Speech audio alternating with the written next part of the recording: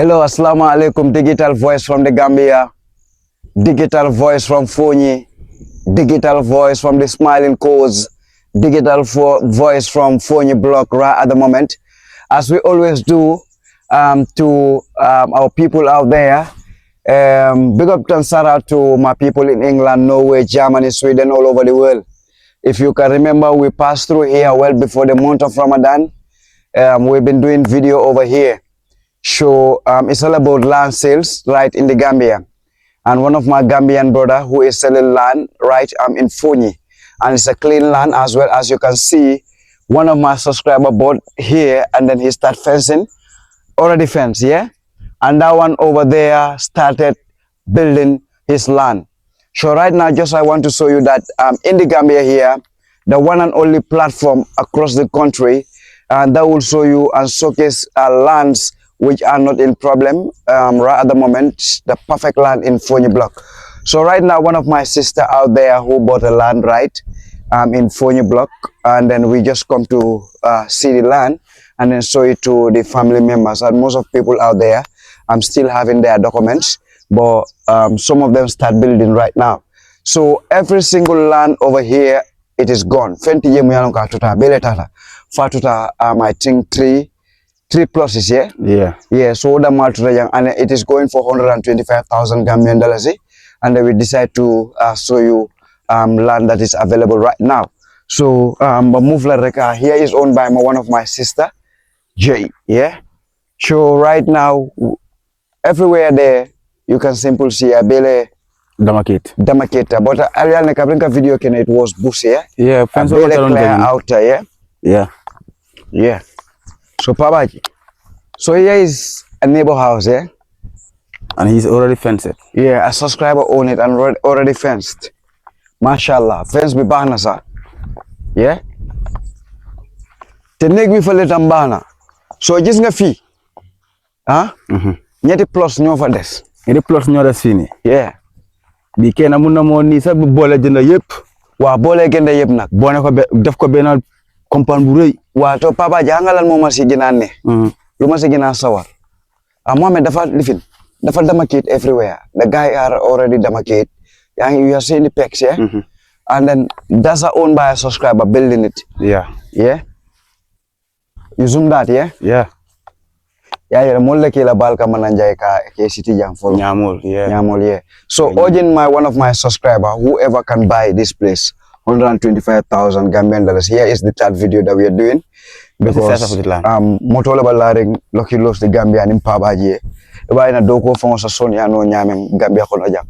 So be sold out, everything is sold out. Yeah, Pabaji. Yeah. We let them know. And here there's a football field. A park for the Fonyinkers. Yeah. Yeah? Not mean only not only block. Not only block, Fonyi yeah. Generally. And the angel he buy his land closer to the park. And you know, Pabaji, amusing thing, tell them, sir. Everywhere is close to the park. Every house you have here, between here. Yeah, it's closer to the park. And so closer to the main road. Look at the Trans-Gambia highway. You're just able to spot the car. The cars. So it's like 1 minute walk away from the main road to your house. Seconds. If you want, you can walk it 40 seconds. Yeah, to your house. So yeah. Pabaji. Yeah, man. And then land on Nimbele Damaketa. Yeah. Yeah. And everything is perfect right now here. And you can car for guys 20 by 20, I think, yeah? Yes, 20 by 20. So if you can buy the 3 plus that remain, 20 by 20 plus 20 by 20, it's like, okay, let's say 125,000, 125,000, 125,000. Calculate it. That's 375,000, I guess. Yeah? Okay, you just calculate that into pound or euro. Yeah, you know, because so you know why? Yeah. Diaspora Gambia. Yeah, man. Content and we say them shout out to my people. Yeah, man. And shout out to every clean land dealer in the Gambia, fire panda, land scammers in the Gambia. Before you buy a land in the Gambia, take your time and know where to put your money in. Because a whole lot of land scammers are in the Gambia. Believe it. Take it and keep it and learn it from me. There are people who are not afraid of Kiyama. They don't even think of Kiyama. They think of Dunia today. Yeah? I just say lano wafi mo killing mo fula mo sabaye. Dula killing mo sabaye dengala. Korra kaiti saba. Allahu Akbar. Hey! So now, Boy big Kuba Borika. So that's owned by one of our subscribers. Shout out to the subscribers who are buying. And Papaji, we tell them, say, we ball them up. We big them up, all the diaspora them. Because the diasporas, as Jaliba said, Kuyate, him said diasporas, they are the one that feeding the families. The diasporas are the one that building the Gambia. The diasporas are the one that carry Gambia upon them back and carry Gambia upon them head. Developing Gambia, pushing the motherland, you know, to the higher level. So right now, Gambia be level green. The Mulba Samale Kono right now, red, white, blue, white, green for the Gambia today and for Africa tomorrow. We stand, we strive, we work and pray. Right at the moment, three compounds left, 20 by 20, 20 by 20. Buy and live. So the amusing thing is electricity right now. Right at the moment. And most of the pool they have. Tell us that in Fonyi, they don't know Kurang Coupe, no Coupe. All available. Everything is available. No Kurang Coupe. So I think you're Fonyi, right? Yeah, I'm like generally. Kombonyo am Kurang Coupe good subangon. Why free?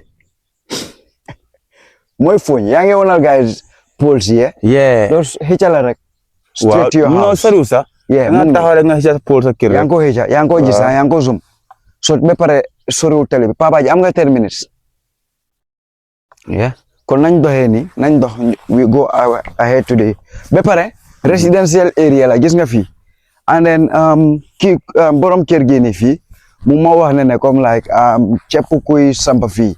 Mu ngi amé wow, living fi 10. Yeah. Ndox free. Ndox water is free. Allahu Akbar. Gambia. Yo muda am de Fonyi bo la nekké ko. Su nekké ko nga jënda. No why gis nga Gambia. If you want to see a real Muslim country, come to Gambia. Diga. Suñ la xamu sax ñu jolal la nga tëdda. Xamuñ la sax ñu ne kay ñu bokk benn bool ñu duga benn loxo ci suñ loxo yi ci benn bool chop. Gambia la am. So li yëpp ñu ñoko jaay yëpp a dem. Everything is sold out except 3. So believe it. If you buy it, it belongs to you forever. Clean land, proper land, standard land. Tonton. Boy sitting gas are cooling, huh? We deki mango la, deki mango. Just so you have legacy mango, tonton. Mana deki mango la.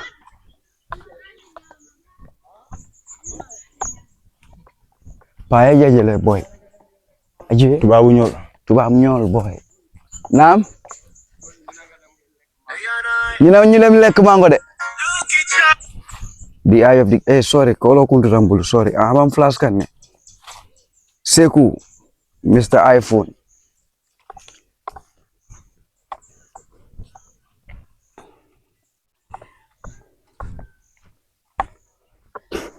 Yes, man. So this is Fonyi block. Fonyi block. The first entrance of Fonyi, that's block. Yeah. So mga tao di sa zoom talibi, wana len talibi. You just everybody see. Yeah. Big up Fonyi block. So pa, kabo jang kata fo fence auto filo la football filo nyin start dame jang. Abieba lano nyila kon. So opposite of it, neighbor level living young people only know. Settlement o keta jang ameta. You know. Lan mo ne fi assalamualaikum.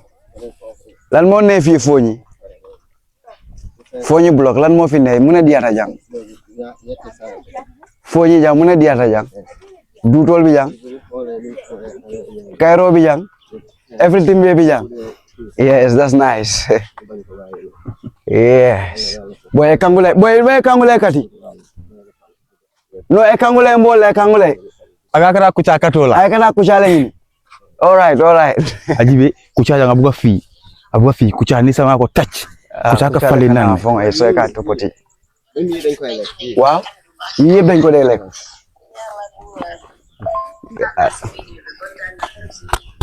Nuyu ma sister bi waay. Ne ko ne gaay door nañ di sampa de.